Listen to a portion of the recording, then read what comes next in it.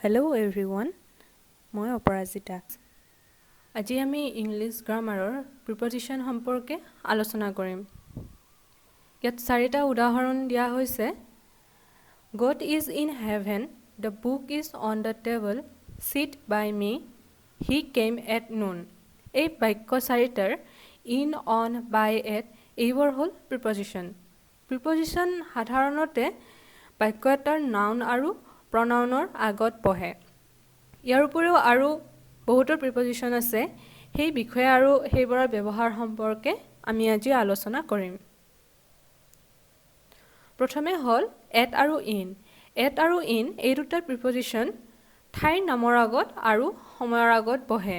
ঠাইৰ ক্ষেত্ৰত যদি ঠাইখন কোনো ডাঙৰ চহৰ বা মহানগৰ হয় তেতিয়াহ'লে ইন বহিব, আৰু যদি সৰু চহৰ হয় তেতিয়াহ'লে এট বহিব।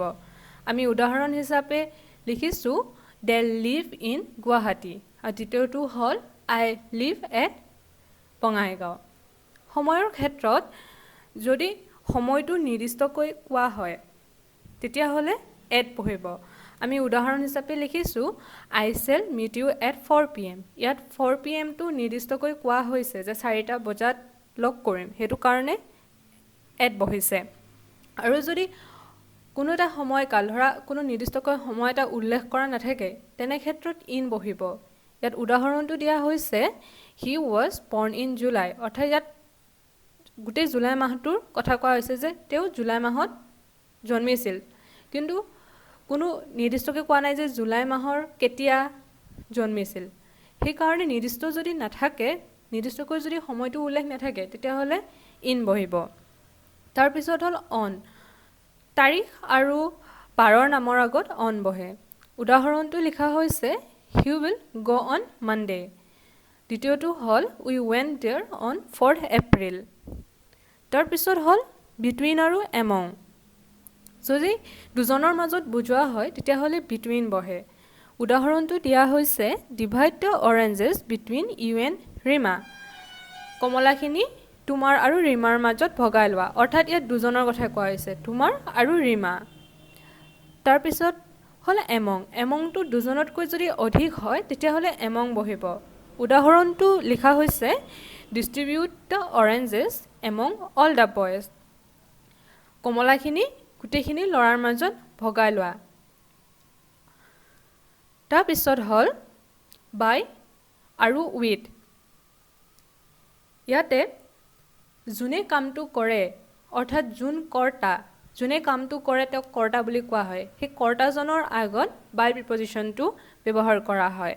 আৰু সেই কৰ্তাজনে যোনটো সঁজুলি বা যি ব্যৱহাৰ কৰি কামটো কৰে তাৰ আগত উইথ প্ৰিপজিশ্যনটো বহে। আমি ইয়াত প্ৰথমটো উদাহৰণ লিখিছোঁ the tiger was killed by the hunter with a gun. চিকাৰীজনে এটা বন্দুকেৰে টাইগাৰটোক মাৰিছে, অৰ্থাৎ ইয়াত কামটো কোনে কৰিছে? The Hunter, চিকাৰীজন। চিকাৰীজনে কামটো কৰিছে, তেওঁ হ'ল কৰ্তা।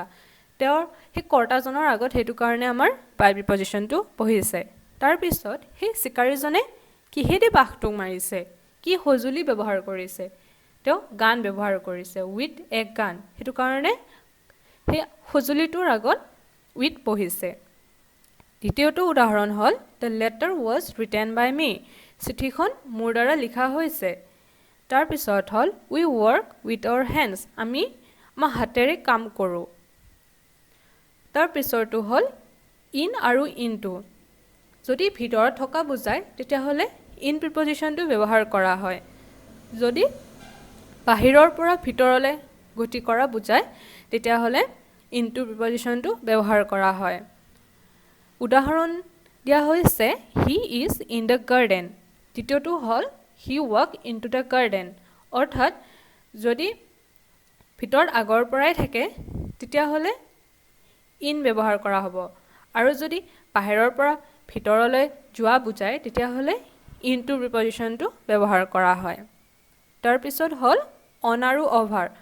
অন আৰু অভাৰে সাধাৰণতে যেতিয়া ওপৰত বুজায় তেতিয়া এই দুটা প্ৰিপজিশ্যন ব্যৱহাৰ কৰা হয়।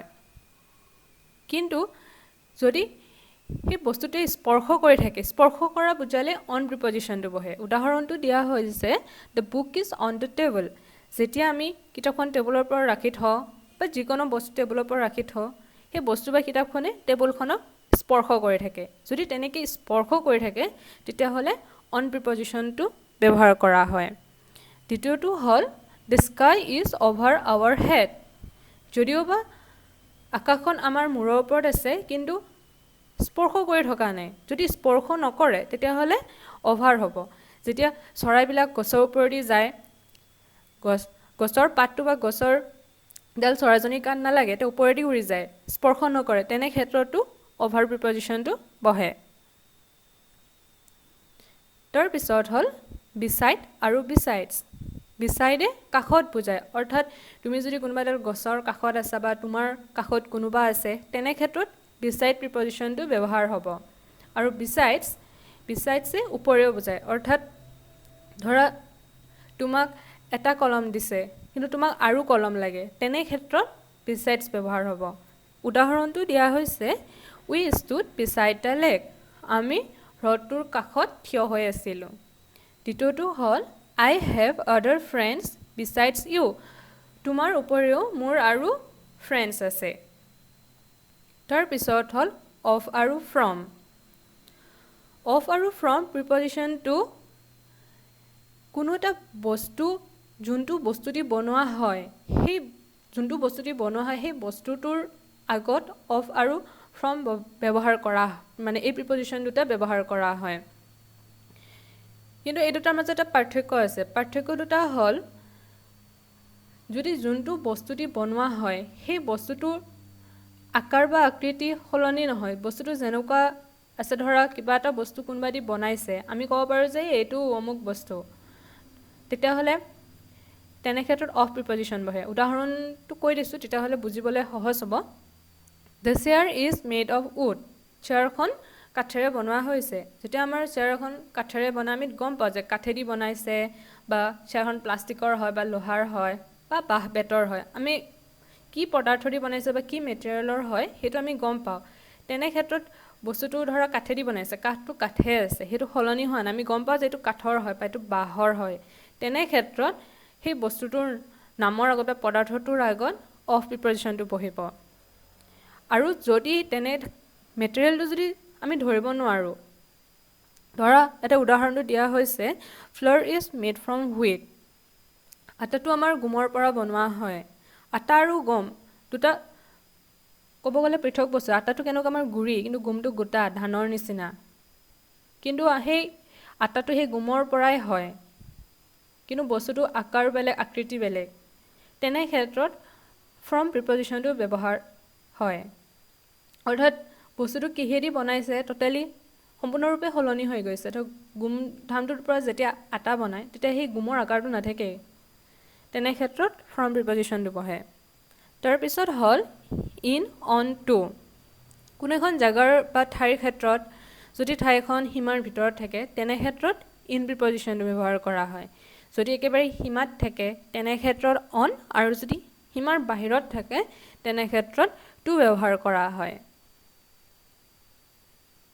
এইখিনি হ'ল আমাৰ সাধাৰণতে ব্যৱহাৰ কৰা চিম্পল প্ৰিপজিশ্যন এক চিম্পল প্ৰিপজিশ্যন বুলিও কয় ইয়াৰ পৰা আৰু কিছুমান প্ৰিপজিশ্যন আছে যোনবোৰক ফ্ৰেজেল প্ৰিপজিশ্যন বুলি কোৱা হয় ইয়াতে কিছুমান ইম্পৰ্টেণ্ট ফ্ৰেজেল প্ৰিপজিশ্যনছ লিখা হৈছে যোনবোৰ সাধাৰণতে পৰীক্ষাত অহা দেখা যায় আৰু এই ফ্ৰেজেল প্ৰিপজিশ্যনবোৰেই পৰীক্ষাত বেছিকৈ আহে আৰু এই ফ্ৰেজেল প্ৰিপজিশ্যনবোৰ এটা এটা ফ্ৰেজে ইয়াতে ধৰ এবাইড পায় একৰ্ডিং টু এটা ফ্ৰেজে এটা এটা বেলেগ অৰ্থ প্ৰকাশ কৰে ধৰ এবাইড পায় মানে হ'ল মানি চলা একৰ্ডিং টু ইয়াৰ অৰ্থ হ'ল মতে এই ফ্ৰেজেল প্ৰিপজিশ্যনখিনি যিকোনো গ্ৰামাৰ কিতাপত এপ্ৰপ্ৰিয়েট প্ৰিপজিশ্যন বুলি থাকে ইয়াতে তলত 5টা প্ৰিপজিশ্যন দিয়া হৈছে এইখিনি যোৱা বছৰ ক্লাছ 9ৰ যোনখন বঙাইগাঁও ডিষ্ট্ৰিক্টৰ প্ৰশ্ন আছিলে তাতে হয় ইয়াত 6টা আছিলে মই 5টা দিছোঁ কাৰণ সেই 6টাৰ 5টাই আছিলে এনেকুৱা ফ্ৰেজেল প্ৰিপজিশ্যন আৰু এটা আছিলে আগৰ নিচিনা চিম্পল আগতে যোনখিনি কোৱা হ'ল তেনেকুৱা চিম্পল প্ৰিপজিশ্যন এটা আছিলে সেইটো দিয়া নাই প্ৰিপজিশ্যন সম্পৰ্কে যদি আৰু কিবা অসুবিধা থাকে কমেণ্ট ছেকশ্যনত বা ডেছক্ৰিপশ্যনত দিয়া নাম্বাৰত হোৱাটছআপ কৰিব পাৰে। আজিলৈ এইখিনিয়ে, ধন্যবাদ।